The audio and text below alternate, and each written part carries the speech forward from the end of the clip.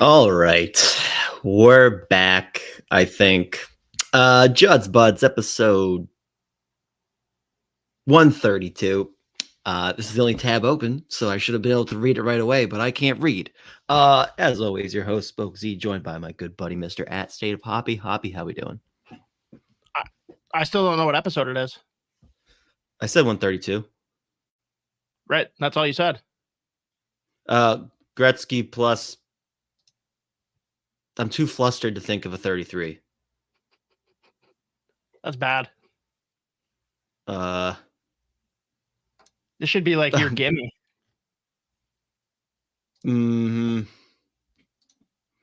I'll think of one later. No, I won't. Probably not. It's something. Something's happening. It's some number. 99 plus 33. That's it. I don't know. Fucking whatever. Just say how you're doing, for fuck's sake. I'm gonna lose my mind. Oh, this is incredible. You're gonna hate it more. There's already additional rumors flying as we launch the podcast here, Z. Let me just pull it up here real quick. Let's see. Sorry. Here it is. Might as well jump right into the fun. Paul Bissonnette says, and this is all of like 20 minutes ago, not even. This Swayman stuffs is about to pop. I would love him in Detroit. I'm hearing statement from Swayman's agent coming. Get the popcorn ready. NHL season off to a huge start. Followed by the classic Pete Blackburn response. Respectfully, Paul. You, me, but bald. Oh my God. Yeah, no, can't say I'm familiar with what I don't think, I'm not sure what exactly he's referring to. I mean, do you want to just give the overall abstract version of what's going on? Yeah, sure. So my reaction. So yeah, high level for everyone that's not up to speed on the saga that is Jeremy Swayman with the Boston Bruins. Jeremy Swayman came into this offseason pretty much what we all thought, guaranteed to get a big deal done with the Bruins after trading away best friend, post-game hug buddy, Linus Ullmark over to the Ottawa Senators. Well, they didn't negotiate with him prior to making that trade, apparently. And he's still bitter about how his arbitration hearing went previously. For those of you that aren't familiar, an arbitration hearing is when either the team or the player under RFA status decides they want to basically lawyer up and decide how much someone should get paid for a 1 or 2 year term. And basically the teams just shit on the player and come up with every possible reason that they suck at hockey. And Jeremy Swayman didn't do so good with that. Now he is asking for the bag, rightly so, because he's sick and because they have no choice but to do so. And earlier today, Z got, I'm sure, a little shaken up with a video that popped with Cam Neely basically coming out and saying, because he didn't veil it at all, saying that they offered him an 8x8, which got a reaction from people.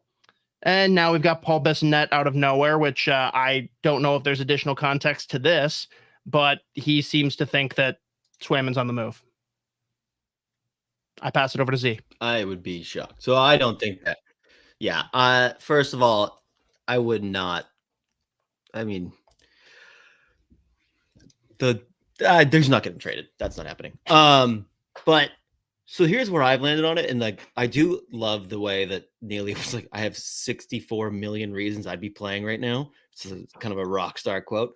And like where I've landed on this, dude, is like Swayman earned a huge contract. They offered him a huge contract. There are 4 players, there are 4 goalies in the league making at least $8 million. UC Saros just signed for under 8 starting in 2025 season. And like an 8x8 for Jeremy Swayman is beyond reasonable. Yeah. Like, I'm kind of at the point where I really like whenever I read the replies or like the reactions on Twitter where it's like, oh, I can't believe the team is gonna get vocal about this, blah blah. Like to me, that kind of is just like you've been mad at Don Sweeney for a long time and the Bruins management and all that shit. And like no matter what, like Swayman's super likable. Everyone loves him. And yes, he's the best goalie that they have. He's one of the best goalies in the league, and he deserves a huge contract. Again, they offered a huge contract, and like if you've listened to like there's been like podcast episodes or like just so I've been doing interviews where he's just like pretty much shriveling them. And he's saying how bad the arbitration process sucked, and he would never like he's never gonna go through that again, and blah blah blah blah blah. And the Bruins have just been catching ricochet shots. Like that management team has just been catching ricochets or just direct fire from people for months about this. And they're not gonna offer you more than $8 million a year. So like at this point, I've kind of landed on like what's stopping you from signing an 8x8?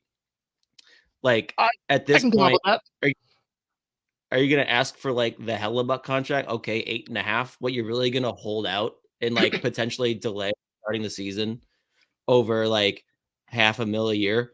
I mean, I guess that's a lot. Yes, that's a ton of money for any of us. But like, I'm at the point now where I'm like, I don't blame like the Bruins are obviously beyond frustrated that it's not done yet.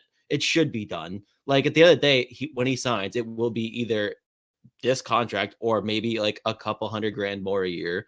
And like, yeah, at this point, like, yes, between everyone shitting on them for the last few months about this, and like the agent has been saying shit about the Bruins management team like the whole time. I don't blame them for being like, hey, we offered him a huge contract, $64 million, and we're still sitting here. Like, what the fuck else are they supposed to do? Like, they're not giving you 10. I mean, if that's where I live. I'm like, you can be mad about it. Yeah, but if you're not going to be the Bostonian, I will. First and foremost, the Spitting Up on Themselves podcast, like, obviously started a lot of this shit by sharing what they had heard about the contract offer that came from Boston. First, I love that in the outlash to try and put out these rumors, didn't at all like fight the fact that that was the contract offer, just said, I've been in way more contact with him than they say. Whatever. You're telling me that there's a 0% chance that they showed up at this press conference and that's the first time the number 64 has ever come up? Because that's where I lean on this. Because I think that if that had been discussed previously, Swayman's taking it or there's like fine negotiating at the very end. If you're telling me that it's been weeks that they've been sitting on this 8x8 offer, sure, then I'll pivot and I'll turn on Swayman because that's a little unreasonable. But it's completely possible that this is the first time that that 64 number has ever reached Swayman. And they're saying, okay, now we're going to do this because we're fucked.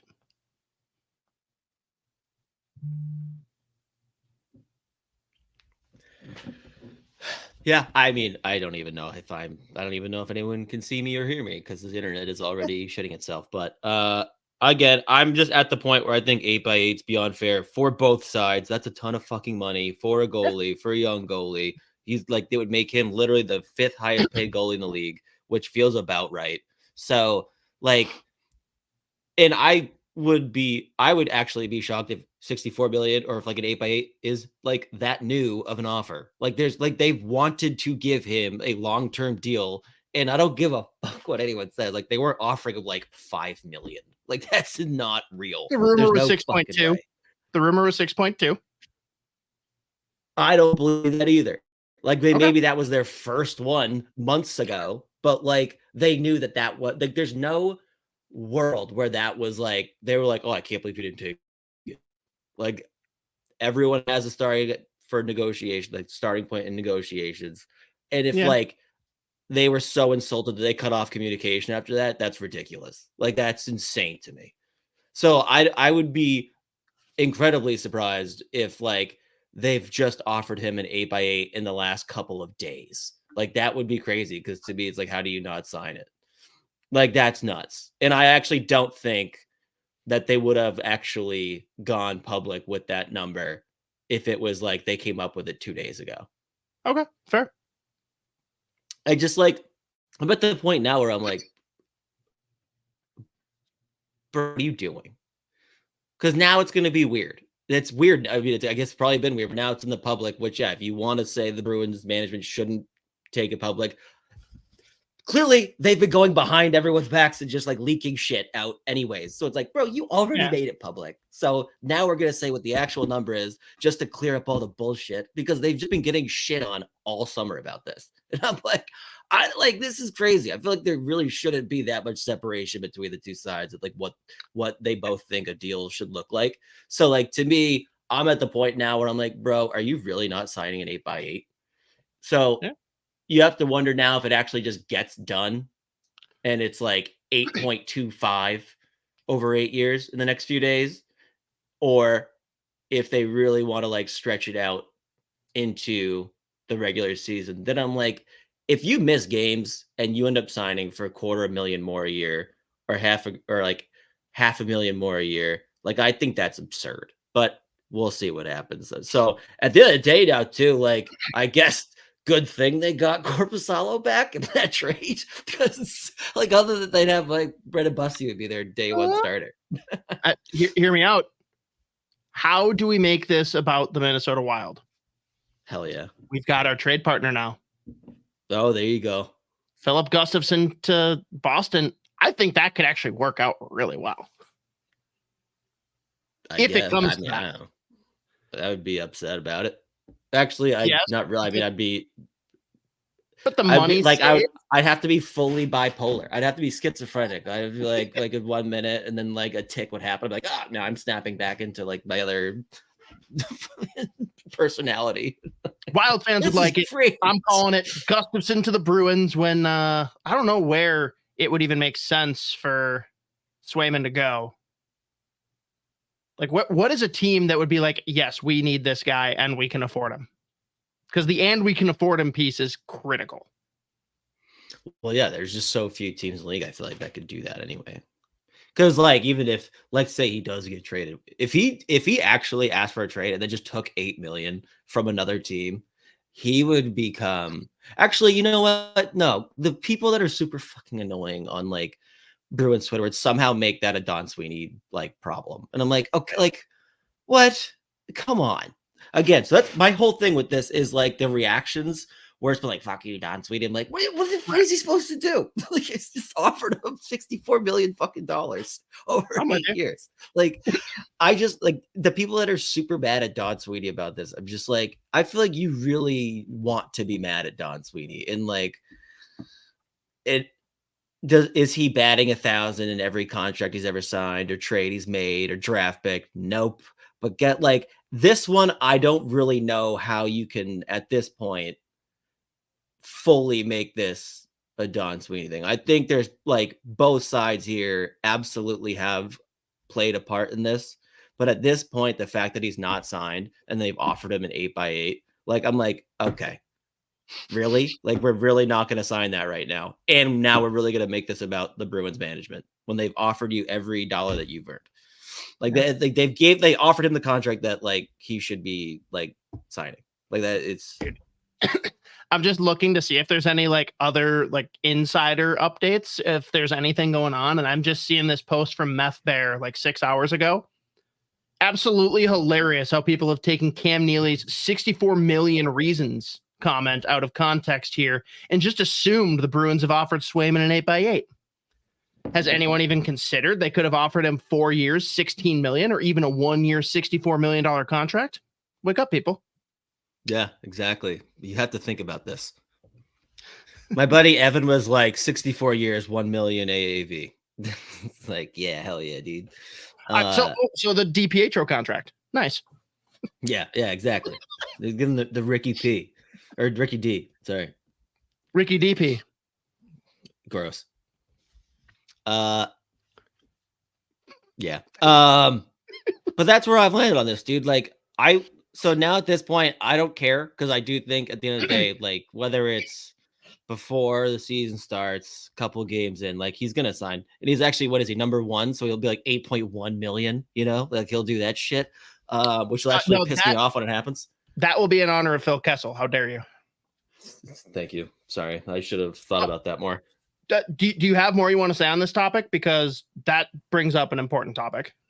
Well, my closing thought in this again is like, I'm at the point now where I do not care. I am all in on the chaos. Like my tweet said, I would love for Swayman to respond by going live on Instagram while like sipping a fucking pina colada on the beach in the Bahamas, middle fingers in the air, like refusing to fly back into the United States unless there are like 100 sheets are on the table. I don't care anymore. This is where I'm at. Like, if that's not getting signed, then it's like, all right, well, it's going to happen or it's not. So I think 8x8's fair. I'm all in on the chaos. If they want to go public again, then I'm like, you know what? Fuck it. Let's just have fun with this, or miserable. Let's have misery. I don't know. Fucking however people feel about it. I'm all in on the chaos now. What chaos? As I freeze. Okay. Well played. As Phil Kessel very casually comes up, and I actually forgot I wanted to talk about this, so I'm glad that happened. Columbus Blue Jackets currently below the cap floor. Columbus Blue Jackets need to bring in veteran experience and guys that are just good for the room. Columbus Blue Jackets brought in a Mr. Van Riemsdyk. How can they not bring Phil Kessel into the fold? How can you not? Unless it's just Dean Evison saying, I will murder him when he walks in the door. He's like, so help me God. He's like, tell you what, I'll take Kalen Addison. Do not bring him here. Yeah. But like, talk me out of it. Talk me out of Phil Kessel to Columbus being an incredible move. I can't. I'm not going to do that. I would never try to talk you out of that. I would love that. Okay. The league needs Phil. The league needs Phil anywhere. So, yeah, hell yeah, I'm all in. Dude, him on the power play with Fantilli would just be so fun. Yeah. Meanwhile, Dino's saying, bring me Freddie Gaudreau or bring me nothing. Well, so it's interesting that comes up, though, because, like, can they trade for him? Can they do that this year just because of the name on the jersey? Oh, yeah. No, like Russo kind of hinted at that not being possible anymore, kind of for that reason. Yeah. Which I get. That's a tough one, I guess. I never even, that wouldn't even like pop into my head. Yeah. So, yeah, that'll be interesting to see how it potentially plays out. Also, I do think that like a lot of people have talked about like, trade Gaudreau day of the opener, and then he can just like walk over. I want to like take that one step further. We're going semi-pro, coffee black, just mid-game going and switching jerseys. I want that. I think that would be electric. Yeah. Something else. Yeah. But yeah, I'm fully here for Phil Kessel going to the Columbus Blue Jackets. Him and James. I can't even do it. That all of the quotes with Phil talking to James Van Riemsdyk are just so good. I need it. I need it back. Oh no, we've lost him.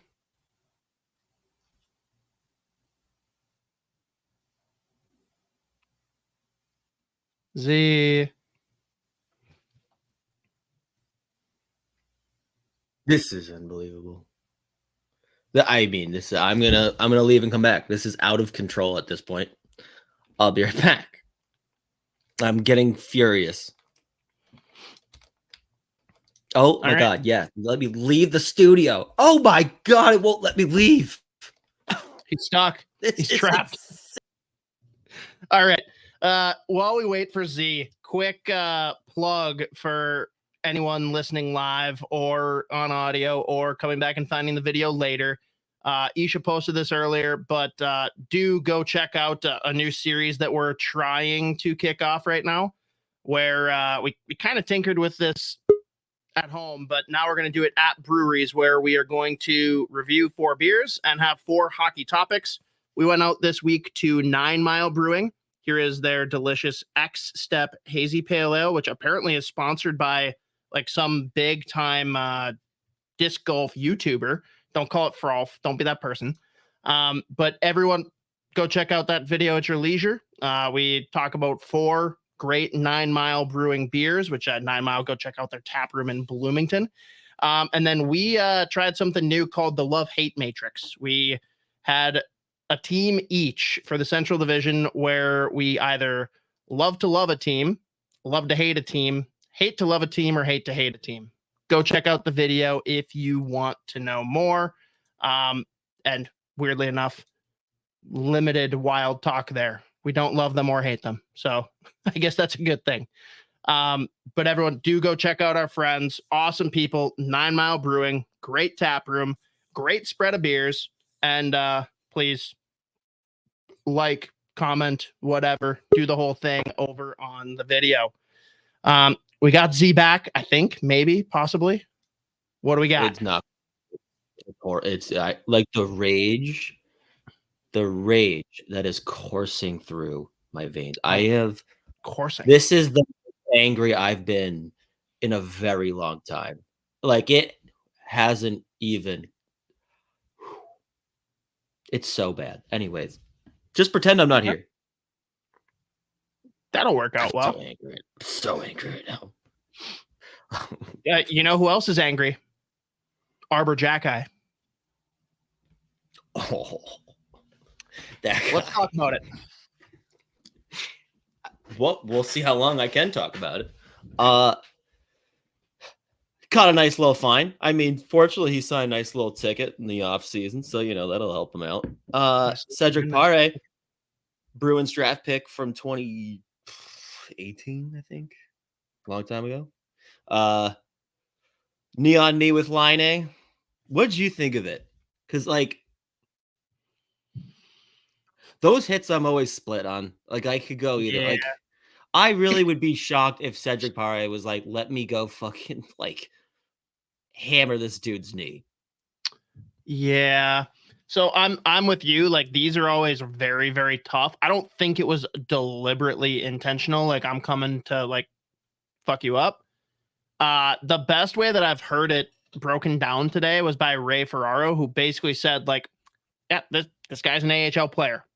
That's why some guys don't make it to the NHL, because it's not even about the way he did it. It's like, you shouldn't have hit him to begin with. If you just get in his lane, slow him down, guide him out a little bit when he's chipping that puck in, your team gets the puck, you're turning back up ice, no questions asked. Instead, you're trying to be the hero. And I know you're buzzing and you're trying to prove yourself and you want to make the team. That's just a hit that doesn't need to happen. So is he going in there trying to end LAINE's season? No. Should that hit happen? No. Do I have a problem with Jackeye doing what he did? Mostly no. Should he be suspended? Yeah. Arguably, yes. Yeah. I mean, that's where I land on it too. Especially in the preseason, Cedric Pare is a 20. He's 25, dude. Yeah, he's 25. The kid wants to make the team. Again, got drafted a long time ago. Has always been AHL. I don't even know if he has more than. I don't even know if he has any NHL games ever. But he's been at least close to making his way into the NHL before. So he's gonna be a guy playing bottom six. He's going to try to do what literally every bottom six tweener is going to try to do in the preseason. And like you said, though, he's not an he's going to go for that hit every time. Shouldn't, but it's going to happen. And he missed, or I mean, I don't know, but yeah, no. And then the Jackeye thing, that's always I don't have a problem with him going after him. it's always just like it makes me nervous once it's like they're on the ice at that point. And I mean, he's seeing red at that point already, but like, yeah, I don't have a problem with him. Like, I mean, It's also his job, right? Right. I mean, like, no one expected him not to do it. Right. Also, like, but I would argue, weirdly, like, it's a good time to set the tone, too, because, like, Jack Guy's basically showing, like, yeah, do that to my guy and I'll end you. But he's also, like, going after AHL guys instead of going after NHLers, right? And for me, the most important thing that came out of this, I got to ask you a question, because most preposterous statement in a while for me, I think. If I gave you the choice of me punching you square in the face, barehanded, or with a hockey glove on, which would you choose?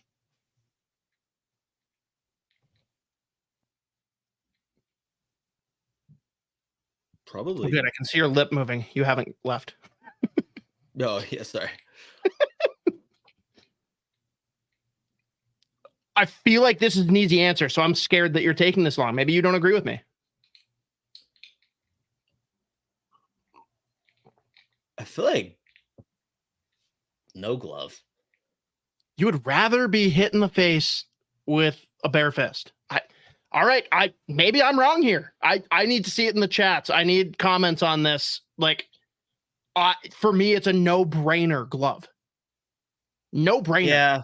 You want a bare knuckle punch to the face versus a hockey glove? I don't know. Elliot Friedman flat out said he would much rather be hit bare knuckle than with a hockey glove, and it broke my brain. And speaking of Elliot Friedman, Cosgrove coming in from the top rope. See, Elliot Friedman's tweet shows that Swayman's reps deny that Swayman ever got an offer for $8 million by 8 years. Oh, shocking. The fucking agent said, no, that never happened. Oh, weird. I thought they would be like, yeah, no, they did. And we told them to fuck off. Of course. It's unbelievable. But now it just means there's going to be another blow back from the Bruins. Like, it's going to be ping pong until something gets settled. He's getting traded, dude. He's getting traded. They're going to start, they're going to start like tweeting out screenshots of like texts. How about 8x8?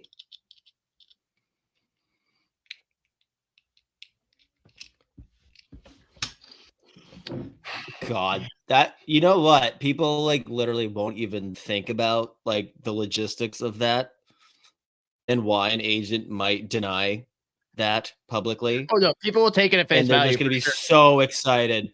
They're going to be so excited. See. I'm like, shut the fuck up. It just annoys the shit out of me. Like, I saw someone was like, oh, like this is so like, oh, like Jeremy Swayman's supposed to like, he's expected to be silent. Oh, but the Bruins management can just come out and say this publicly. I'm like, are you out of your fucking mind? Do you know what's been going on the last 3 months? Like, it's been like, yeah, he hasn't gone and done like a fucking press conference and said it, but there's reasons that all of these leaks have come out over the last 3 months about like getting lowballed, all that shit. Like, it's yeah, they had a press conference like, yo, this is bullshit. I've had enough. I'm gonna say what the offer was, and like, he's not here. What do you want us to do? I'm like, but no, team Jeremy, and I love Jeremy Swayman. I think he will sign. It's gonna be great. But like the whole, like my whole thing is just, if you're super mad about them saying this publicly, you want to be mad at the Bruins front office. I mean, that sounds accurate. Yeah. Husso plus Kosa plus Augustine for Swayman. Who says no? And then they still have 11 goalies under contract. All right, so yeah, I threw the poll up online, or on the Twitter space. Bare fist or hockey glove? Because now you hesitating and even leaning towards bare fist has me second guessing everything. Well, you think about it, like there's the extra padding, but like it's so much bigger. Like it's your whole it also face. spreads the impact though. But it's not like there's a reason those things are supposed to be like somewhat protective against slap shots. Like if you still eat it in the hand, it sucks. But like there's like an extra layer of padding like this thick, but like you're getting it like eyeball to fucking like neck. Like it's fucking huge. That's where I'm like, that little row of protection I'll buy. The added like coverage of face I'm not buying, but I guess if that padding hits you right, maybe like if we're talking blocker for a goalie, like yeah, I'm wrong. Yeah, no, but yeah. But like in standard hockey glove, like I don't know. Clearly I'm wrong. I don't know. I guess we'll see what the votes end up saying. If I could, I mean, would love to avoid it, It'd be nice to avoid in general. All right, all that ensued because of the LAINE injury, which like several guys got hurt in that game, which is crazy. Doughty's out month to month as well for LA, which man, I was gonna rank them low already and be a little nervous about it. Now I'm like fully on the LA is not making the playoffs train. And that's probably an overreaction. I don't care. Everyone now is talking though about, do we need to get rid of preseason hockey? Like, I don't think that there's a right way to handle the preseason, but getting rid of it entirely is definitely not the answer. No, you can't just get rid of the preseason. There's a reason that hockey just inherently is a dangerous sport in general. Like crazy shit happens all the time. It's a sport that's played on skates. It's gonna, whether they reduce the amount of games or not, either way, or just get rid of it. Like, great. There's guys that get hurt 2 games into the year. Like if you get rid of the preseason, like there's still guys that get hurt first 2 games. Like it's gonna happen. That sucked. Like that was brutal. But like there isn't really a way to just avoid injuries at any time of the year. They're unpredictable. So getting rid of the preseason is obviously, I mean, it's never gonna happen either way, but that wouldn't necessarily like eliminate injuries completely, obviously. But that sucked though, dude. Like the second he went into the boards, it was like, oh, that's not one where it looks horrible. Let's hope that like somehow he's somewhat okay. Like, no, that's always gonna be terrible. Like that just was horrible. It scares the shit out of me, dude. Flying into the board. Oh, fuck that. Yep. It sucks. They say, by the way, they say like month to month. Is that what they said? Yeah. It's like the weirdest. I'm like, bro, just say like, all right. His timeline for recovery is future considerations. Yeah, exactly. There you go. We're gonna next week do like full breakdowns on here for each division, like we've done every year. We'll see how many people do or don't join us for that. But am I overreacting to say LA is number 6 in the Pacific? I'd have to honestly look at it again. I was already considering 5-6 for them, and now I'm like, yeah, 6 feels very right. Right.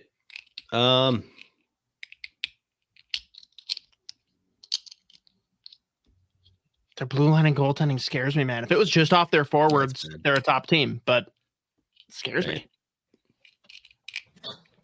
Yeah, they're going to be asking a lot of some young defensemen, obviously, now, especially. Yeah, I mean, it's not great. Like 5-6 isn't crazy at this point. Like, I mean, again, they keep running into the same roadblock first round of the playoffs anyways. And then, like, I don't think anyone was like overly impressed by their offseason.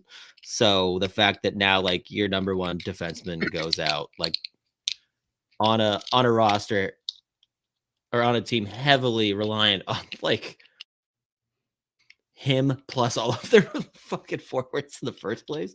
I mean, 5-6 isn't crazy, maybe even 6. And I do think though that there's a lot of fans that will like overreact to the playoffs when it comes to like how is a team going to do this coming regular season. Like perfect example for me, I'm still very high on the Carolina Hurricanes. Do I think they're going to win the Stanley Cup? No. Do I think that they will be top 2 in the Metro? Yes. They've had some losses, but like they've done it year after year, and largely what they lost, like Gensel, they didn't have him for most of the regular season, right? There's definitely other guys worth noting, but like that's just an example. Everyone's like, oh, they lost Gensel, they're gonna suck this year. It's like they didn't have him. Like, what are you talking about? It's also hilarious to me that their fans are like, because they've never had a deadline pickup, so they don't understand how it works when like they leave, you know? And they're all like, Jake, he never belonged here. He never wanted to be here. He doesn't care about us. It's like, no, he doesn't. Why should he? It's gonna be crazy if he gets fucking or I guess if they're still this mad about it when he goes there and gets like booed. That's gonna be the weird that's like I need it. That's they fucking boo Eric Holla. I'm like, what are you booing Eric Holla for, dude? Doesn't Eric Holla talk shit about them though? After they started booing him, it's like, fuck them, dude. Oh, that's what came first?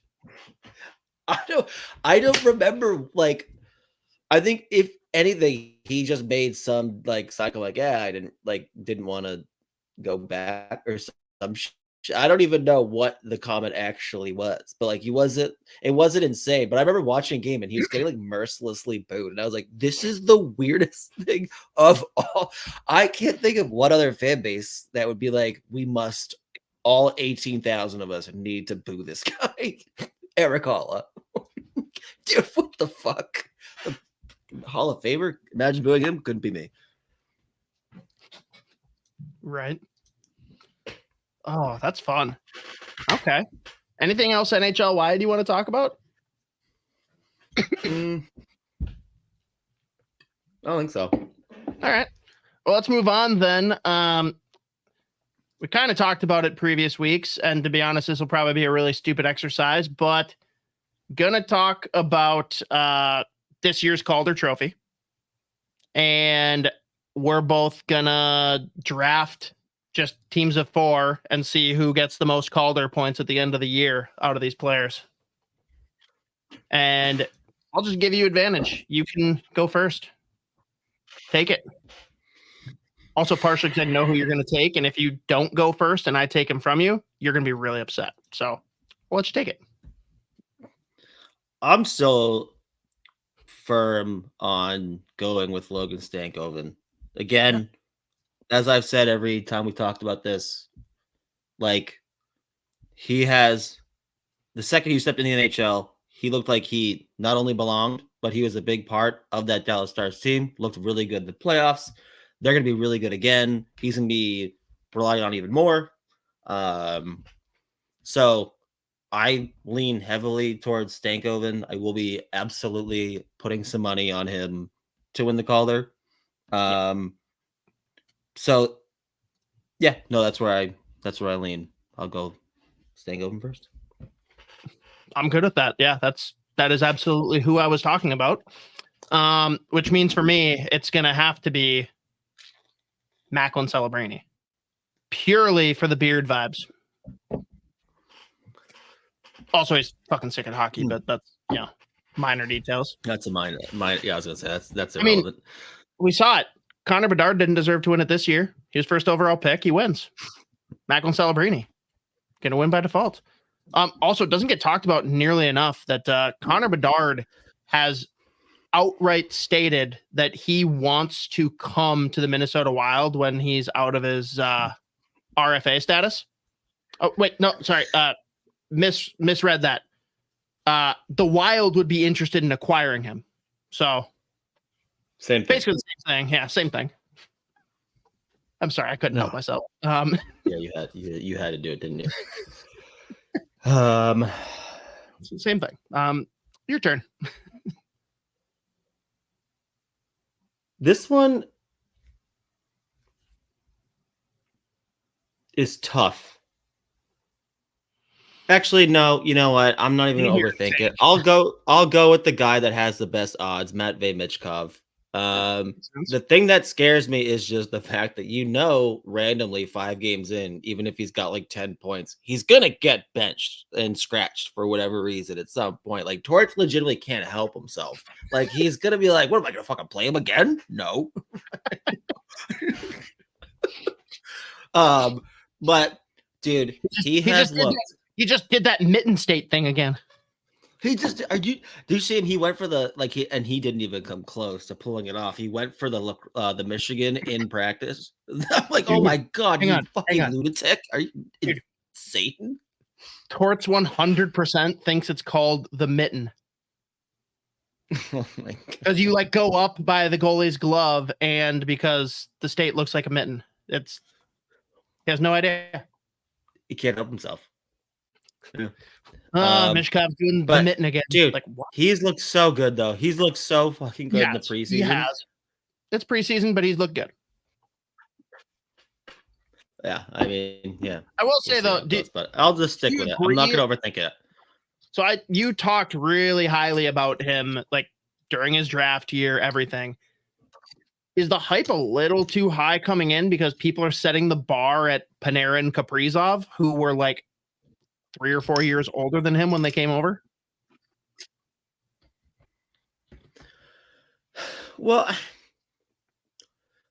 it's so tough now. It's seemingly like every year there's more and more interest in the draft in general. So people forget, like Kaprizov, when there was a reason he went in the 5th round. I don't even remember what the deal was with. I don't even know where Panarin got drafted. I have no idea. Couldn't tell you.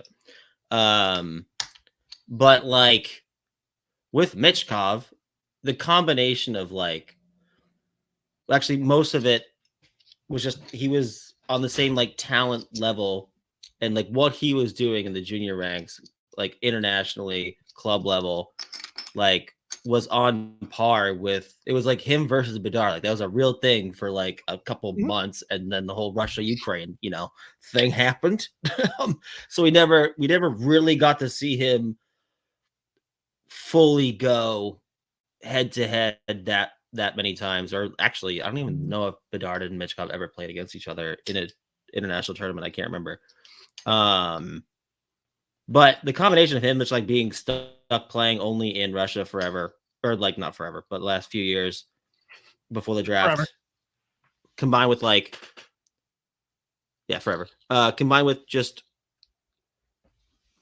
not increase in interest in draft and prospects in general. Like it's always tough to gauge how much COVID, Russia, and then people just being more interested in the draft in general. It's like a weird combination where it's just like his skill level is legitimately like otherworldly, but he also is a 5'9" winger, so he has roadblocks in his way to start with, just like the profile of the player. But I don't necessarily think the hype is like too high, because like he is that fucking good. And the fact that he came over, like didn't just like play out his contract in Russia, is like kind of fascinating to me, because like he was making money over there at like 16, 17 years old, which is nuts. But I mean, there's a reason he got locked up to that deal over there. Well, I guess not that locked up technically, because he's here. No, but in just like so the hype isn't too high, I don't think. It's just the fact that he's in Philly. That's it. It's going to be a big question. I don't mean him as a player. I mean for his rookie season. That's more where I'm getting. Like, to expect him to come in and dominate the way that Panarin and Kaprizov did, I just think he could. But to expect it and have the same pedigree and compare him to those guys, I think is a little weird. But that's just me. I get it. Yeah, no, that's fair. All right. My pick, I'm going to go for kind of high risk, high reward kind of guys. And I'm going to say the midget that could, Lane Hutson, the guy that I can't believe fell as far as he did in the draft. If he gets in and is playing on power play 1 for Montreal, like he could absolutely be a finalist. It would not shock me at all. I don't have much more to say on that, but he is either going to get like buried and not get the time that he wants because he's small, can't adapt, whatever. But like the way the kid can skate, the way he sees the ice, he's basically a better Kalen Addison. Like he is a much better skating and more physically skilled Kalen Addison, and that could be a fun power play if he's quarterbacking it. Yeah, I mean, it's always tough when like gauging players like that on bad teams, because I do think like he's gonna get like he's making that team, and depending on how many young players they actually play, like that's a ridiculously skilled young crop of talent. Like he's gonna get looks on the power play, so he should be able to get his points.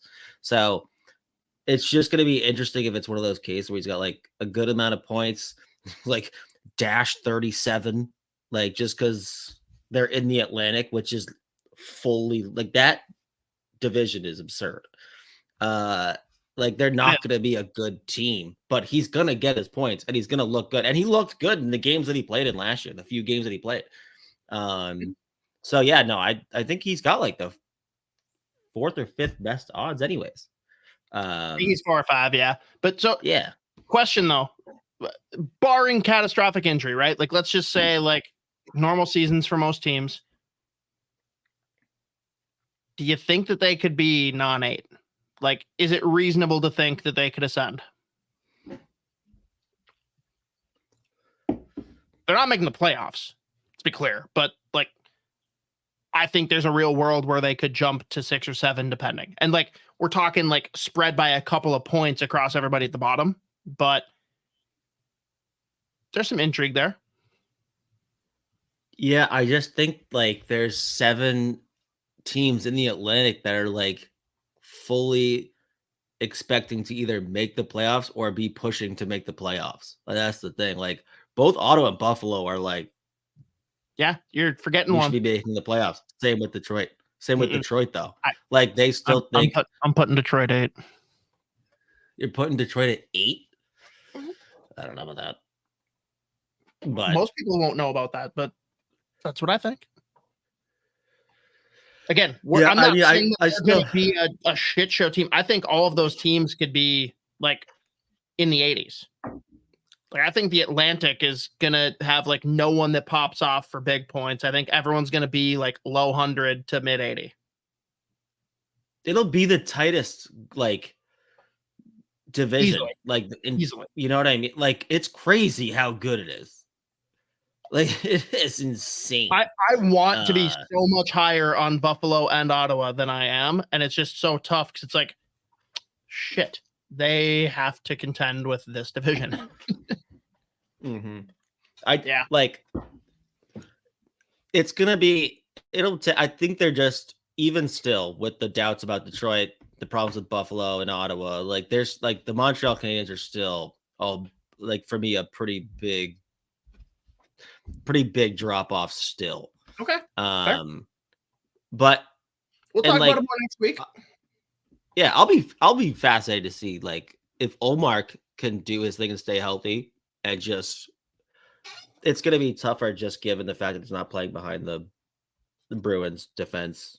I like what they did with their blue line though. He's a good fucking goalie. Everyone's trying to carve them for that trade Chychrun for Jensen. Chychrun is like the better player if you just want to like put it in a vacuum, but I think Jensen is what they need. And Chychrun was clearly not a fit. I don't know. We've already talked about this. I'm uncomfortably high on Ottawa. So more to come next week. Tune in if you want to hear psychotic opinions. Z, who's your number 3? So far, Stankoven, Celebrini, Mishkov, Hudson off the board.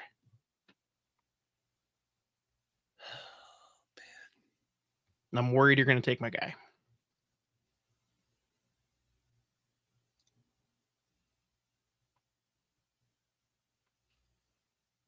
I'm going back and forth. Talk me through who the 2 are.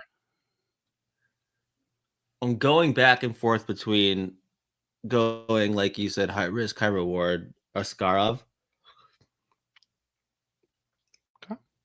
Yeah, and I just don't feel good about Cutter Gauthier. I don't like how high he is in that team. So you know what? I'm going Askarov. There's a decent chance he just ends up becoming a starter this year. And they're such an interesting team where like they brought in a good amount of just like established NHL guys to go along with their young players that they should be able to at least, well, they're going to compete. Like those games are going to be fun. It's not like last year where it was like, oh my God, we're like literally like piecing together 6 defensemen to ice this game. There's like legit NHL guys there. So if he ends up becoming or like taking over the starting role there, then like I think there's like it's not the craziest thing in the world. I think that he could like have himself a pretty good year, all things considering. It would be very fun. Like objectively, an incredibly fun pick. I'm going the same path as you, except I'm taking the guy that I wanted, Dustin Wolf. I think that I am incredibly low on the Calgary Flames, which is the perfect cocktail for if he comes in and makes them average. Like the guy has to be a top 3 for the call. I think they're going to be bottom of the Pacific. I don't like where they're at, but he is a very talented goalie. Everyone expects there to be a drop off from Markstrom. That puts him in just like the right light for people to be like, oh shit, he's good if he can step in and be kind of Markstrom light. And he looks like he's ready to be. He's good. Yeah. Like a regular NHL goalie and like a pretty decent one at that. Like he's been a beast in the fucking AHL for a few years too. So no, yeah, that was if I was going, or I did go goalie. If I was firmly going goalie, it was between those two for sure. Last one, unless you want to extend it to 5. Who you got?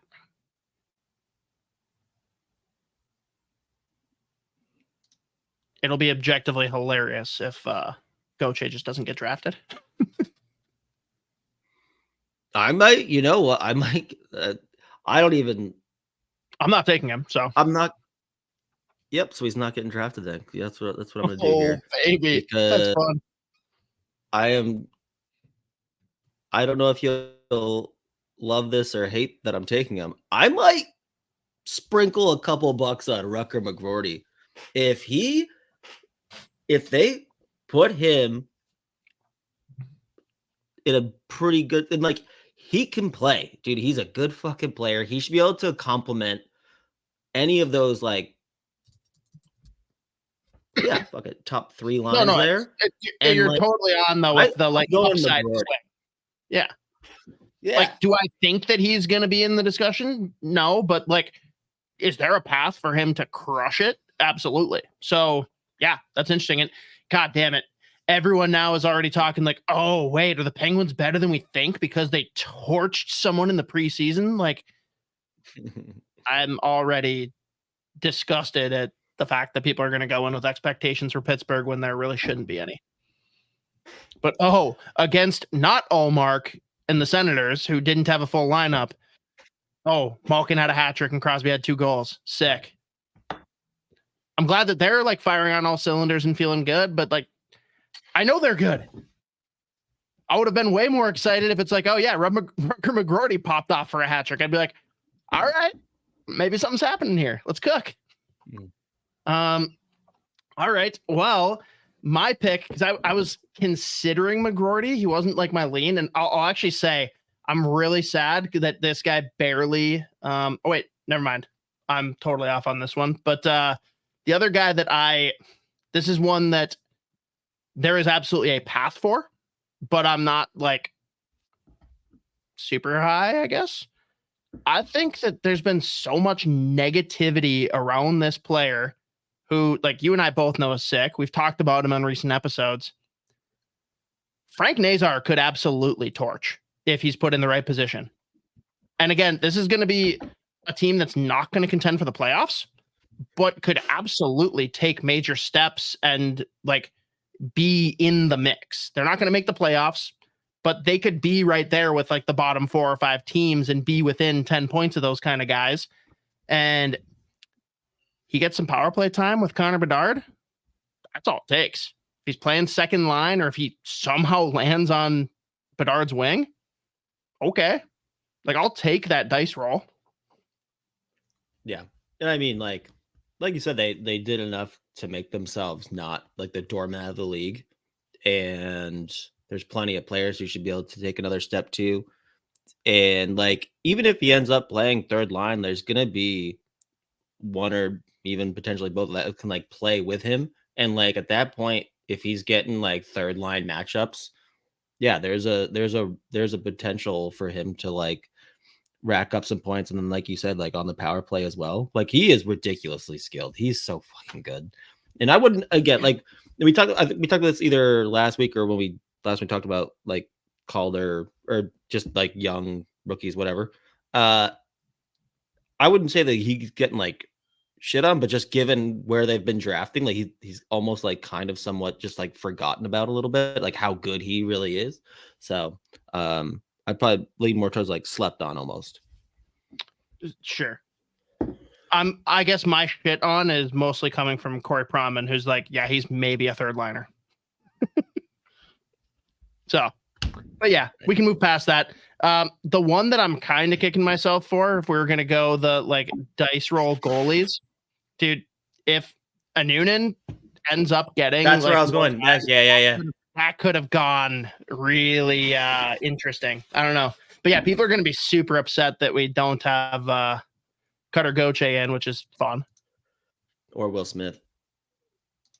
Yeah, for me, it's happened once in my NHL fandom that 2 guys from the same team that I can remember. Did anyone prove me wrong? Is there another one that I'm not thinking of outside of like 2007?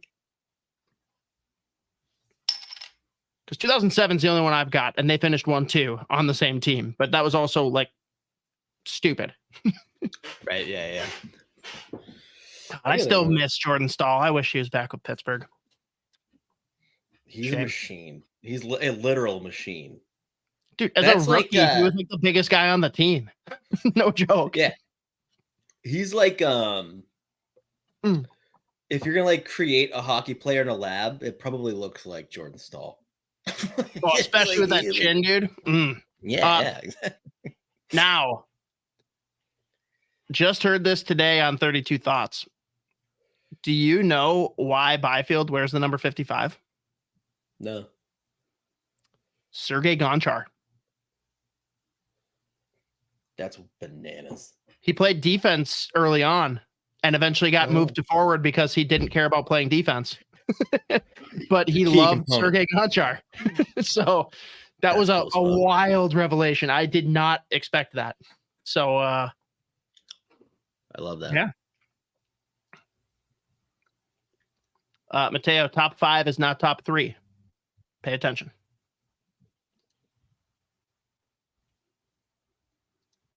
But all right, there we go. Great teams. Logan Stankoven, Matvei Mishkov, Yaroslav Askarov, and Rutger McGroarty for Z. I got Macklin Celebrini, Lane Hudson, Dustin Wolf, and Frank the Tank Nazar. That's fun. Fun group. Now, coming off of that, everyone always talks about whether or not guys are going to like hit their big sophomore slump. I think there's also a lot of guys that warrant discussion around whether they're going to get a sophomore bump. Like Gok Comfortable is going to take a way bigger step and show what they didn't do the previous year. And there's some that just are who they've proven they are. But I don't know, for you, like who are the guys you're looking at most for last year's Calder class that you think could take big jumps or maybe not do what people expect? So I'm going to stick with Minnesota here. Okay. For both of these players, I still think that there is a pretty good chance Marco Rossi takes another step. The fact that he put up 21 goals last year while fluctuating between top 6 or third line, wherever he was, then like the goals that he scored should be like fairly replicable. And like he's going to get probably, I mean, we've talked about this before, like they're probably going to give both Hartman and Rossi looks in the same spots. Like the idea of like the Trenton, Foligno, Hartman third line is just raw chaos and just insane and very fun. And then Rossi showed that he can pretty much play with anyone. So you know that that's going to be happening at the beginning of the year. Like he's going to still get good looks, and like his off season, I don't know what he was up to, but he looks fucking ripped. Like, he looks like a beast right now. But the one that I'm really curious about is like, how does a guy like Brock Faber get even better? Like, you know what I mean? Because I don't think anyone was expecting him to put up 40 points last year. Everyone's going to be mad. Necessarily know if he's going to do that again, but I don't like at the same time. How do you, I think, not that I'm doubting it. It's just more like, what does a step forward look like for Brock Faber? Because do I think he's going to put up 50 points? No. Do I think his defense is going to drop off at all? Nope. So it's like, I would expect him to get either just do what he did or you get even better defensively, but I don't necessarily think that he's got a good chance of like replicating as much offense or more offense, I should say. So like if he has like 28, 30 points this year, but he's still playing 26, 27, 28 minutes a night, which feels pretty likely, are people going to necessarily consider that to be like stagnant or taking a step back? Like, I don't think so, but it's just like, my big question is like, what does, if he's going to get, if he improves in every area of the game, like, that's crazy. Like, if he doesn't go like 55 points, playing 29 minutes a night, and like first PK, first power, like that would be bananas. And I don't know how likely that is. So I guess my big question is like, what does like a step forward actually look like for Brock Faber? Because like he pretty much surpassed every expectation that we had.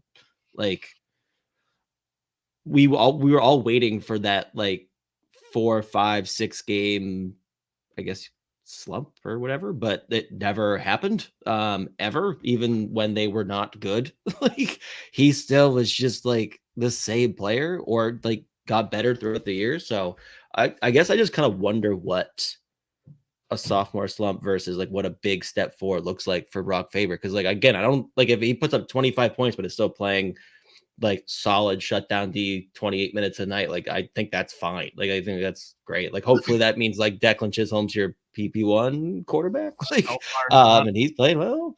Doesn't look like it, but we'll see. I guess so that's where I land on that.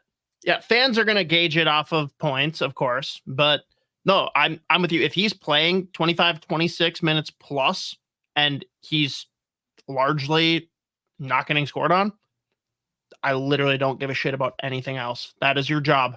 Like, sure, if he throws in some points, that's awesome. He could literally score 0 points and it would be hilarious, but also like it's irrelevant for me in my analysis. Now, can that take him up another couple of notches? Yeah, for sure.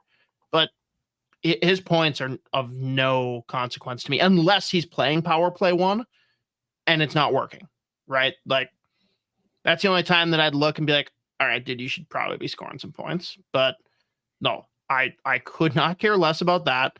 And yeah, Marco Rossi, Cosgrove weighs in, only 6 out of his 40 points on the power play for Rossi last year. So like, I think him, like if he can have a 25-25-ish year, like thrilled. I would be very, very excited about that.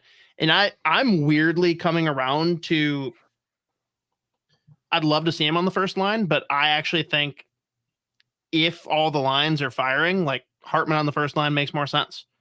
Like he gives you a piece of shit element up there, and we know he can finish. Like we know he can score goals. I think Marco Rossi playing on the third line isn't the worst thing either. Like he's basically your like skill facilitator down there. Trenton can score goals. And if Marco Rossi can play his setup role, like he did back, in the glorious OHL days of his draft year, he could do that with Trenin. It doesn't have to be with the top tier guys. And I think that's just going to go far enough to show like, okay, yeah, maybe I do need to be in a top 6 type role. I'm not as upset as I thought I'd be about him starting on the third line with Foligno and Trenin. I think it could actually be really fun, on top of the fourth line being quite fun too, but we'll talk about that more when we get into the Wild a little bit. The ones I want to talk about, 2 in particular, and if you want to get into any others, we certainly can. First, we'll do your son, Leo Carlsson. What do we expect this year? I keep going. He plays every game. That's what I mean. Like, I keep going back and forth on this too, where I'm like, I really don't believe in the Anaheim Ducks whatsoever, like at all, to take any kind of step forward, to be honest with you. Like, they're such a weird fucking hockey team. But assuming if he gets regular playing time, I do still expect him to take a step forward. And I think he should. I mean, just looking at that fucking roster, like, he should absolutely be playing every game as long as he's healthy. So, and he's that good where he impacts all 3 zones. He can defend, he can score. Like, he is an awesome all-around hockey player. So I still expect him to take a step forward. But God, the Anaheim Ducks, like, still a tough watch. Still a tough watch. And like, best case is every single one of their young players all take a huge step forward and then they can compete. Like, well, that's obviously best case, but like, I don't think that it literally has to be everyone taking a step for them to improve. Yeah, I mean, it's hard for them to get worse, I guess, but it is. Yeah, although they're going to trade Cam Fowler, so yeah. But the thing with Leo Carlsson is I don't think like whether or not he succeeds is like related to his line mates. I think it's just letting him play. Like, he is that good. Like, he is just you can build a line around Leo Carlsson. So I still expect him to take a step forward, assuming he plays every game and stays healthy, obviously. Yeah, fair. All right. Then talk about my boy. What can we expect out in the middle of Mormon Valley from Logan Cooley? I think we talked about it last week. I do expect him to really, I guess depends on your definition of pop off, but he's going to play every game. Obviously he's going to be one of their go-to guys, and they've drastically improved that lineup up and down. So I expect him to definitely take a huge step forward. And I mean, he's looked incredible in the preseason. Again, preseason is what it is, but that's all we have to gauge this new hockey team off of. And then you combine that with just like, every home game there is going to be bananas. Well, what about their first ever goal, Z? We going to talk about that? Yeah, the own goal? What a I talked about it last week. Yeah. I talked about it last week. It's like, yeah, it was the best. Fun. That was the best goal ever. Like, it's the best first goal of all time. The own fucking goal. It's my favorite. I love it. No, but I think he's gonna have a solid year. You're hoping for 20, like a 20, 30, probably, maybe even more. I'm curious to see what line he actually ends up on, who his line mates are, because I also think Dylan Guenther is going to be a problem. Like, that kid can fucking play. My God. The idea of them playing together in my head is very fun. Yeah. Cooley Guenther would be cool. I don't know. Anyone else you want to talk about that was a rookie last year, or do we just move on and wrap on wild stuff, or not weird stuff? Well, so 2 guys that I've also got my eye on this year. First, I'll stay local out here in Boston, Matty Poitras. So he looked really good until he got hurt last year, and obviously like pretty much missed the rest of the season. He's going to be relied on net middle-ish 6. Their center depth is weird, but assuming he's that 2C for them and they have Zach on the wing still. Do you think he's just like not having Pavel Zacha? Yeah. Oh, sorry, we're way off based on your delay there. So do you think that he is above Coyle in the depth chart? Because I think Zacha's gonna be at the wing. I think that's kind of set, but who would you want as your 2C between Poitras and Coyle? Yeah, now I think about it too. Like Coyle was fucking unbelievable last year. So if that's their 2C, that's fine, I guess. But either way, like it's gonna be a different. So like historically, the third line for Boston's always just been like the classic third line where it's like pretty much heavily leaned on for like in their own end and maybe like a touch of offense, aka like Charlie Coyle. But Charlie Coyle like legitimately like popped off last year in all three zones and was leaned on heavily for like offense too. But at this point, when like the way that they've kind of, there's still going to be a team that predicates itself on like the two-way game, but like the third line is going to have some offensive pop to it. So I think Matty Poitras, the fact that he stayed healthy, or if he stays healthy, he's going to get power play time. He's going to be leaned on to score in that middle six there. And even if they shift him out to the wing here and there, like he might end up in that top six, depending on injuries and stuff. So I still think there should be a pretty good path to him, like, again, assuming health, to really have another solid outing here in his sophomore season. Because like the more, like, I keep like not liking how positive I feel about the Boston Bruins. But then this way, but they happened. I was like, all right, now I feel good about being back down a level. I really like having a little bit of pessimism in my brain going in here. But in Boston, again, assuming he stays healthy, Matty Poitras like is definitely one that I'll be watching closely, obviously. But then staying in the Atlantic, all depends on where he ends up in that lineup. But Matty Nyes is fascinating to me because there's one talk about him on that first line with Austin Matthews again, and he looked fucking good in the playoffs, dude. He is good. Like he looked good. He is a good fucking hockey player, and kind of like what Toronto fans have like just like wanted in their top six for so long, where he's like this big beast that like has ridiculous skills and can score, but like is also just like an animal. So if he does end up playing with Austin Matthews on that first line all year long, that'll be very interesting to watch. But I think just given they're doing the same shit where they bring in a million fucking players, he could still find himself like getting lost in the shuffle, like in that middle six where they're like, we don't really know what our third line is anymore. Like we're just gonna have like three guys that we put on the third line. They might play 12 minutes a game, maybe. Like, okay, well, if you're gonna do that to a kid like Matty Nyes, that's where he finds himself in that lineup. Like, I mean, he was on their fourth line, and like fans were getting mad that he wasn't scoring. I was like, dude, he plays 6 minutes a night. Like, what do you want him to do? His line mate's Ryan Reeves. Like, I don't know what you want him to do. But if he does end up in that top six, or is he playing with Austin Matthews, like Matty Nyes could be a problem. And Cosgrove beat me to it, but Nyes and Matthews are going to be great for the new Arizona expansion team. Can you imagine how awesome would it be if we go back to the OG days where they actually let Mario Lemieux own a team? What if Matthews just came in and put together like a bid group and he owned the expansion franchise in Arizona? That'd be pretty awesome. It seems likely.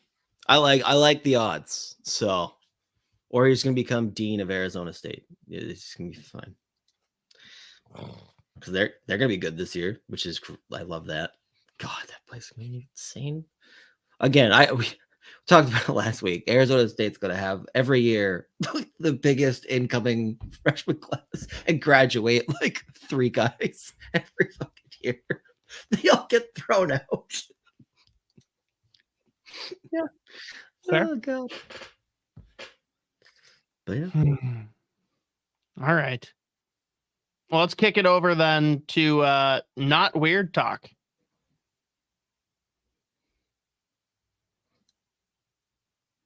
Wild. You know what I want to start though with this is, what did I say when the trade happened? What did I tell you what happened with Jakub Lauko? I was like, everyone is going to be obsessed with this guy because off ice, he is one of my favorite people in hockey. And like, of course, Russo, was it the article today or yesterday that he did the in-depth profile on Jakub Lauko, where it's like, this guy is the best. And he is a lunatic and plays exactly how Billy Guerin wants someone in his bottom six to play. And like, for a hockey fan too, the combination of him playing 1,000 miles an hour on the ice, hitting everything that moves, he will literally fight anybody. He does have a little bit of scoring touch in his game as well, but off ice, like he just like interacts with people on Twitter. And it's very funny. He's got an arm fully dedicated to tattoos of like his favorite fucking Daenerys. Like he is, dude, he's the best. Like he is just the coolest dude in the world. So I love that he's already. I thought it would be like a few games into the year that people were like, oh, this guy fucking rocks. But it was like he was on the ice for like 2 seconds in his like first preseason game. I was like, he's cool. We like him a lot. Like, I love this. It's great. I am obsessed with the fact he went from when he left Boston, I was so sad. And it was like to Minnesota. And I was like, let's fucking go. I love that for me personally. He's the best. Yeah. Oh, so two-parter here, but let me start by saying fans won't like this. I really like a fourth line of him, Murat Huznadinov, and Freddie Gaudreau. I think that's a great fourth line. No, it's great. I think that's incredible. On the flip side, just thinking about the dynamic there, I can't for the life of me picture, but I would pay money to see the three of them sit down at a round table for like a meal and like interact with each other. Like find me 3 humans that are more different than those 3. I feel like Lauko would be talking the whole time. Huznadinov would be like, huh, this is fun.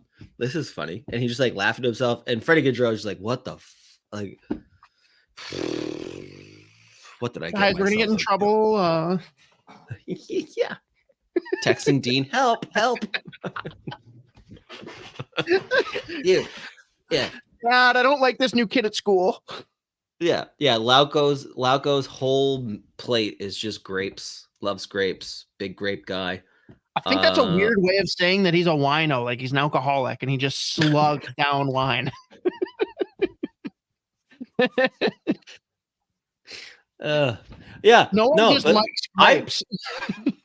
I'm so on board though with that fourth line. I feel like at this point, everyone's accepted that though. No, I feel like everyone's pretty fine with that. No? Nope. Have I muted that many words and people?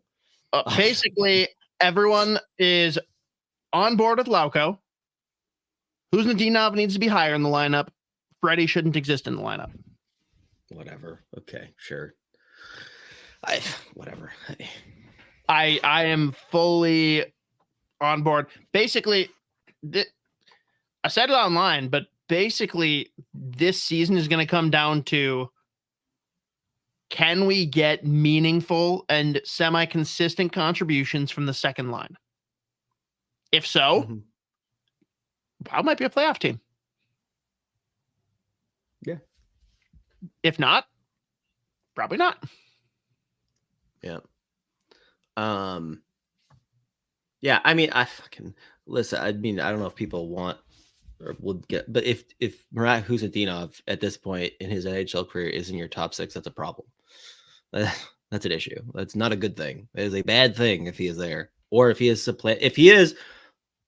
in your lineup over Marco Rossi, Marcus Foligno, and Trennan on that third line. Also a problem. That's a problem. And I think with these preseason games, people should be pretty excited about like Murat Huznadinov playing just on your fucking PK, because like his big calling card is like, and we've been saying this before, is he is an incredible defensive forward who is one of the best skaters I've watched as a prospect in general last few years, but he also does have that sneaky offensive skill, the hands, and he's an incredibly smart player. And like what he did in the preseason, like that short-handed goal, he blocked a shot at the fucking blue line, fought through two guys, did a fucking like 360 to corral the puck, and then under pressure still finished. Like, it was absurd. That goal was ridiculous. So he's gonna be able to help you out big time, ideally on the PK. And his game just naturally suits itself to play like it. It's weird. Like Minnesota, when they've been really good, they're rolling all four. Like their fourth line guys are playing 10, really 11, 12 minutes. A couple years ago. No, they've never been really good. Oh, fuck off. Yeah, oh my God. Come on. hang on. That's too aggressive. Great my quote, though. God. I think this is pretty spot on, though, from noted Wild fan Pete Blackburn. They never succeed spectacularly, and they always fail underwhelmingly. That has been that doesn't mean they're not really good. Of their existence. When have they been really good? I don't recall it. Okay. Well, they have exceeded expectations. Okay. We're just not going to agree on this. But when they've been good. Tell me why I'm wrong. It's fine. They're okay. When they are good. There you go. Is that better than really good? Like they've been rolling four lines, getting contributions up in that lineup. So if Judd'z on your fourth line, he's still playing. Right. It's not like he's a guy that like in Toronto where they're playing like 5 minutes, maybe. Right. Like he's still playing anywhere from like 10 to 13 minutes on your fourth line, helping out in the PK, still contributing some offense to, and obviously the most important part of hockey, winning faceoffs. Oh.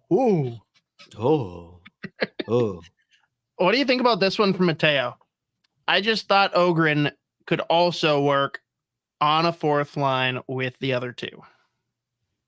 I mean, it could work. I still firmly would rather have him in a top 6 in the AHL because I completely agree. You drafted him where you drafted him to eventually be middle top 6 goal scorer, and like his profile of player, like he can give you good two-way hockey as well. So I'd rather have him playing 20 plus minutes a night in the top 6 in the AHL versus like playing 10 minutes of primarily D-zone hockey in the NHL on an okay team. There you go. Yeah, and I'll agree with Mateo that he would be better, and it's better for the Wild. I'm 1,000,000% with you in that it's not better for Ogren, which is why I do not want it in any way, shape, or form. Now, we get to the end of the year, and there's no spots for him in the top 6, top 9, and they want to throw him on the fourth line for a playoff push. Sure. I just don't want him to start the year there because I think that that's a huge waste for his development. And I feel like we need good vibes in Iowa, man. Let's let them start the year really hot. Let's watch them torch. They could have like a top 6 that could be really freaking fun down there. Let him go down and lead that and let them kind of develop a winning culture together, and then let some of those kids trickle up into the lineup. Yeah. Yep. 100%. Is there anything else for the Wild? Nothing really, except we're in a weird spot now with one of their players, which kind of comes into something you and I have talked about quite a bit. Damon Hunt is an NHLer. He is an NHLer, and he either needs to get playing time or set the fucking boy free. Trade him. Like he shouldn't be an 8th defenseman, and he shouldn't be in the AHL long term. If he needs to start the year there for contractual reasons, cool. But if we get to January and he's not in the NHL, makes me sad. That's all. Yeah. Yeah. Again, like he is clearly shown, like, again, last year he fit in. It looked like he belonged in the NHL in the games that he played in. He went back to Iowa. I remember the first few games I watched when he returned back to the AHL, like he was easily the best player. Well, maybe not on the ice because the Iowa Wild stunk. So usually like half of the other team was better than everyone. But he was easily like their best player, especially the back end. But I mean, like Hines said it too. He's like, oh yeah, no, he is very good. Like he has shown that he's ready to play. So I think Russo was talking about this before too. Like we'll see what happens. Like contractually, again, he's probably going to start just for money reasons. He's going to be starting the A, and we'll see what happens with a guy like Merrill, whether they like bury that contract, because you can mostly get save as much of. I'm trying to think the actual dollars. You can save actually the majority of the contract, yeah. But that doesn't matter. I don't want Hunt to be the seven. Right. So, and I think they'd rather also, and like the other guy that's probably going to be, or has a good chance of at least being that 13 forward is Ben Jones, who's been really fucking good in the preseason for them too. So, like it's just crazy. Like we knew there would be effects from the buyouts or whatever, but it's like I don't know why, but like the penny pinching for like this part of like constructing your lineup has been like just like breaking my brain. Where like I think I kind of knew this was coming, but it's still like not registering in my brain that this is real life. And then we have to like actually consider 7, 8D and 13 forward while carrying 3 goalies and doing the math like just to have a roster. No, but David Hunt should absolutely worst case be a 7D. Especially, I mean, on this team too. Like he should be playing NHL games. I think he is an NHL defenseman, so we'll see what happens here in the first few weeks of the regular season. If there's a move to be made, or if they do put Merrill on waivers, bury that contract. I mean, injuries with this team is always going to be a huge concern at all times. But no, David Hunt, like you said, is absolutely an NHL defenseman. He's ready to play, should be playing. And if he's not, there are plenty of teams out there that would probably give up more than people would expect for a guy like David Hunt. Because people forget too, like how highly thought of he is for historically, by Hockey Canada. Like the only reason he didn't go to the World Juniors like 3 times in a row was like getting hurt in camp. Like it's crazy. You know where he needs to go.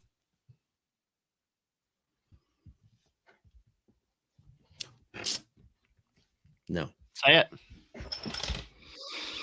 No. To Minnesota. He needs to move in. He needs to find an apartment in St. Paul. Stay there forever. Agreed. If that doesn't happen, he and Freddie Gaudreau need to take a trip together. Tell me that wouldn't be fun. Of course it would be fun. I just want to see fucking David Hunt play in the NHL. I know. That's all I'm lobbying for too, man. Pain. Endless pain. Pain. Yeah, I don't know. The whole thing is weird. I also it sucks listening to like the national podcasts, right? Like people that are covering the league as a whole, because everyone's like, oh yeah, this is the last year of the cap hell, and then the Wild are gonna have all this money to spend. It's like, you guys even try? Because they're not. They're gonna have like a little wiggle room, but like the money they just gave Trennan, the extension they gave Middleton, on top of the Faber deal and whatever Kaprizov is gonna get, that pretty much eats it all up. Yeah.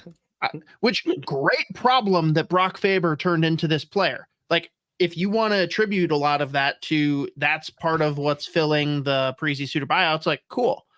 But everyone thinks that like after this year, there's going to be some big spending spree, and it's just not happening. It's not. And I don't think that that's like a problem. I just think that everyone's expectations are going to put us in a spot where everyone's like, oh, Bill Guerin didn't do anything after losing the buyout money. Whether that's national media or fans of the team, like that cannot be the narrative. It can't, because it's so far off. Right. And I mean, the thing with that too is like when you look at the guys that are be coming through here the next few years, especially once those buyouts are gone, ideally you've got all but like 1 or 2 of those super important spots. Like you can bank on some of the guys, the young guys that they've drafted recently, filling a lot of those roles. Like, I mean, I look at the back end, I'm not worried about a 1 or 2 D like at all. You also have Wallstedt coming up, who looks about NHL regular ready. I mean, you've also got one of the best two-way centers in the league locked up in Joel Eriksson. Rossi's taking a step here. He scored 21 goals last year. And I mean, like, there's plenty of guys. Like, realistically, they shouldn't, as long as they allow for development to happen. Like, they've got plenty of guys that they should be able to fill some pretty substantial roles in their roster in the next few years. If there's ever openings. Right. That's the thing that's always been the most frustrating. We've talked this ad nauseum, where it's just like, we didn't need to give 90% of the population of Minnesota 4x4s. Like, we didn't need to just like go door to door. Hey, 4x4, perfect. Are we making the hat? Is that going to be a thing? 4x4 and MC. The Billy's. I told Laura if she can come up with a cool, like, cohesive logo that has 4x4 and NMC in it, I'll make a hat. Yeah, I'll see what if we get at least 20 comments saying that people would buy a 4x4 NMC hat, done. Yeah, it's ridiculous. That's in the live stream. It can be on the video after. I see all the comments. So yeah, let us know how you feel. I think that could be fun. 4x4, baby. Probably check that with Joe and make sure it doesn't get him in trouble, because apparently I already got him in trouble by a Bleacher Report thinking that he said the shit that Lazarus did. Which, like, he didn't come at me at all. I was helping him with some stuff, like moving into his new house, and he's just like, "Yeah, did you see all that stuff this morning?" I'm like, "Oh, you mean the shitstorm that I got caught in with all of the notifications?" Like, "Yep, I saw." He's like, "Yeah, they thought it was me." I'm like, "Oh, nope, that's not good." Damn, bro, that sucks for you, dude. Yeah, right. It's like, I'm not even working right now. Like, why am I getting dragged into this? Just lazy reporting. Beats me, dude. I don't know. I'm gonna keep doing that shit though. But transition. I don't know if we're gonna have much for prospect talk here, but say words about Riley Heidt. Yeah, I mean, I know we were all hoping that he would like earn his way into the whatever, like making the team out of camp. I feel like I've been pretty firm. Like, that's not super like likely, when especially given the roadblocks of like the contracts, the money, and like the spots open. I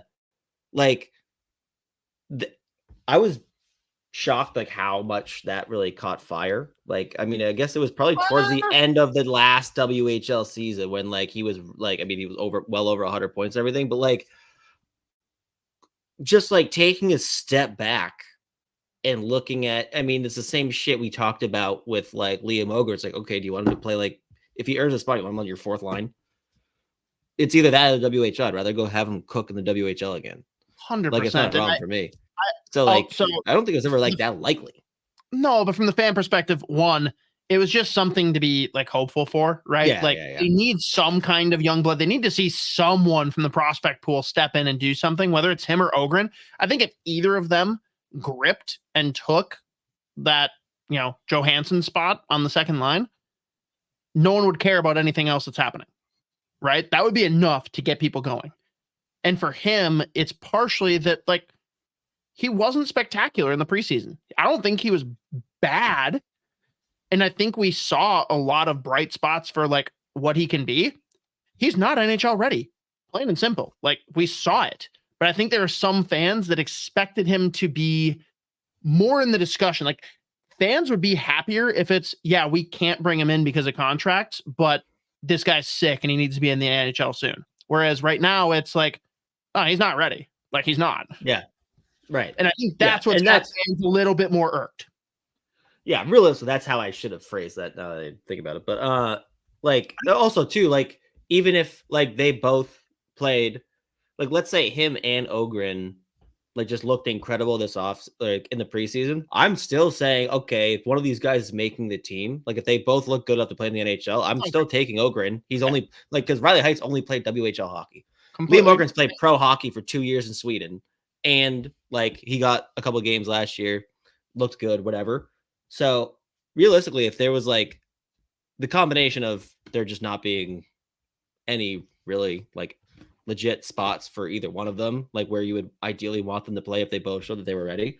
Even consider like if they had both looked like they deserved to play in the NHL, they both like played really, really well and like popped off. I'm still taking. I'd rather have like Liam Ogren take that spot over him, just given the experience already. So let Riley Heidt go and torch the WHL again.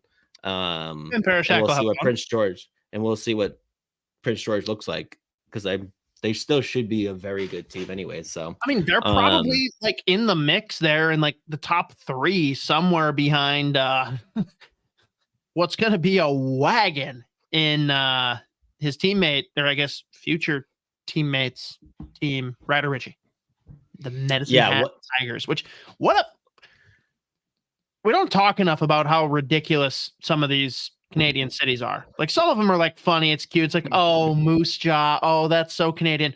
The fuck is Medicine Hat? Yeah, I'm sick. That's what it is. I don't fucking. They're like, there's that Red Deer Moose Jaw. Saskatoon. Yeah. No, I love Minnesota. I'm from Saskatoon. You know, like oh, okay, what? Well, like north. Like you just say north. Like,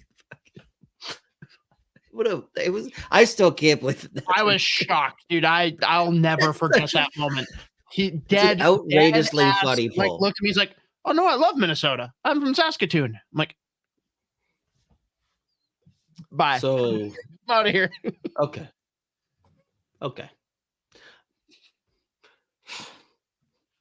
Brother, that's gonna haunt my fucking. That's gonna. Anyway, I'm gonna think about this 5 days a week.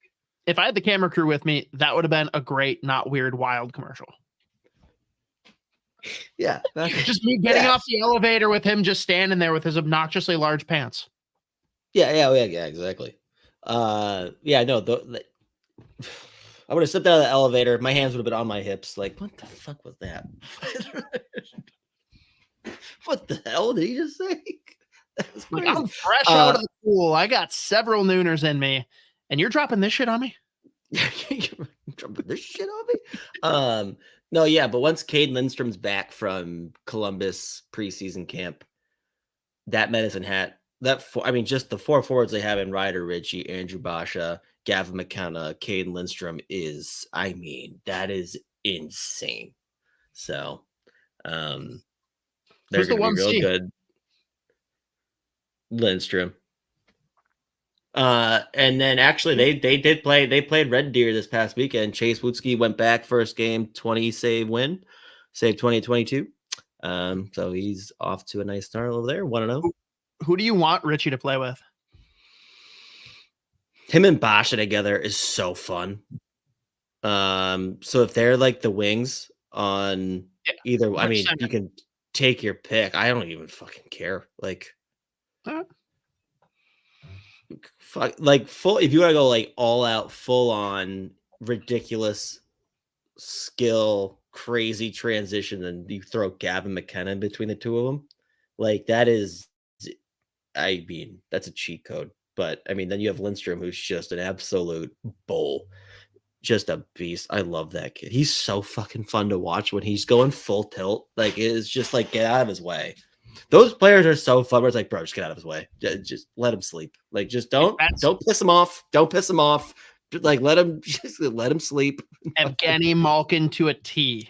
That's why I love that big dumb bastard so much. He is literally like, just let him be. Like, let the sleeping giant rest. Do not poke the pair, because if you do, dude, I've watched the both the 08 and 09 Evgeny Malkin playoff tape. Is like, oh my god, dude, it's so stupid. You know what's even better? Have you watched the one where he got murdered? Who killed him? And then literally, like, he barely made it back to the red line, and then had the breakaway and fucking dude, like, he got deleted. Cranked. That I was like, I don't remember who hit him on that one. No, dude, my personal favorite. Like, he got crushed too. Dude, this one's not even a goal, but there were so many people, like, understandably, right? Especially if you're on the losing side of the rivalry, but like so many guys that were either Capitals fans or OV guys that were just in my fucking face about everything. Like, hey, remember 6 years ago when Sid was a crybaby? Like that kind of shit. And it was always like, yeah, well, Malkin probably shouldn't have even been the number 2 in that draft. And there was the one play where fucking Ovi, like heat-seeking missile, sees Malkin coming around behind the net. Ovi goes in and just ready to layer the boom, and Malkin sends him into the boards, like literally just like leans his shoulder into him, skates flip out, goes straight into the boards, and then comes and tries to fight him. But like Malkin couldn't have been less phased by a full-on Ovechkin charge. And that clip, I don't know how many people I sent that thing to, but there was a lot. Yeah. So fun. That one's in the Hall of Fame, that clip. Hmm. Because both of them later were like, hey, that was fun. Ovi's probably like, nice. I thought I had you. It's like, where you get your guess? Yeah. That's just, I thought you had the good stuff. So I was coming flying over here like a Scud missile. You know have diesel? Yeah. Oh God. Any other prospect talk that warrants anything? Well, Daniil Yurov's all the way back. 3 games this week, 2 goals and an assist. One of them batted out of midair. Like playing 2C now, like he's firmly playing 2C, like not fluctuating back and forth between wing and center. I think this week he also went like 80% of the faceoff dots. So, just in case anyone wants to get excited about that. But he just looks real good. Clearly, like there's no aftermath from like the offseason. I think it was surgery that he got. Yeah, he got surgery, right? Yeah, he did. He looks great. Playing 17, 18, 19 minutes tonight on second line over there. Couple points. And also not Minnesota Wild related, but like, so there's 3 forwards playing in the CHL that have legit shouts for like first, second, third overall. Outside of Matthew Schaefer, who's out. Yeah. So Roger McQueen, Michael Misa, Porter Martone. So Porter Martone's been one that everyone's looked at as like a challenger for first, second, third. Michael Misa's always been another one too that's been top 5. Roger McQueen really came on last year as like a 6'5" power forward. All 3 of them have started their campaigns off to a ridiculous start.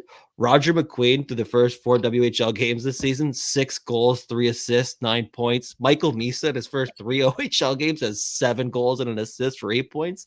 And Porter Martone in the 2 OHL games he's played, 1 goal and 5 assists and the 6 points is like a +7. Like he is an animal.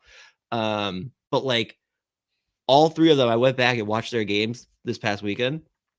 I mean, they might be playing, all 3 of them might be playing 28, 29 minutes a night forwards. And every time they're on the ice, they have the puck the whole time. So it's a very different kind of class this year, but the guys at the top are wildly intriguing. But want to at least mention that these 3, specifically these 3, are off to an absurd start so far in the CHL.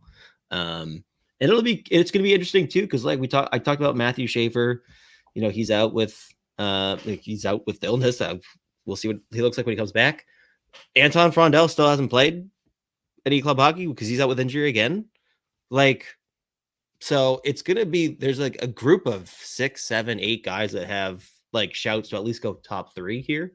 So it's going to be interesting to see, what the effects are with like Frondell's injury, what Matthew Schaefer looks like when he's well enough to play again. And if these 3 just keep doing what they're doing, I mean, like they're obviously not going to finish with like 3 points per game, but if they just look ridiculous all year, like there's a legit race for like the top 6, 7, 8 spots. So it's going to be really fun to watch. But all very intriguing and fun players. So at least wanted to mention those 3 are really starting off hot. Yeah. Obscure question, but James Haggins misses like half of this season. Is he the no shit number 1 pick, or does he get leapfrogged? I mean, there's still like, so these guys are so challenging, but I mean, Hagens could probably miss half the year and still, I mean, he's going to rip apart college hockey on that loaded BC team anyways. Yeah, but thank God there's like a stacked line for him to just slip right into. Right. Yeah. Thank God. You know, we avoided that issue. But like, this is like, we've talked about this before with the last couple of years. It hasn't really been a huge question like, oh, who's going to go first? Like, it's been like, I think like by December, everyone's been like, yeah, somebody's going first. Like the past couple of years, there's one like there's a legit race. Like Hagens right now is firmly number one, I would say, obviously. But like there's legit challengers where it's like, yeah, it's not like it's not like in years past where there's no world where like someone doesn't surpass them, is basically what I'm trying to say. Yeah. And like there's not just one, like there's 5, 6 that have like legit shouts, and if not one, then 2. Like, so it makes it way more fun, and more challenging, obviously, to cover the draft. But yeah, do we just call James Hagens Chris Rock?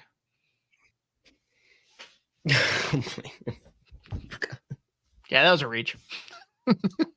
That was ridiculous. I knew you'd like it though.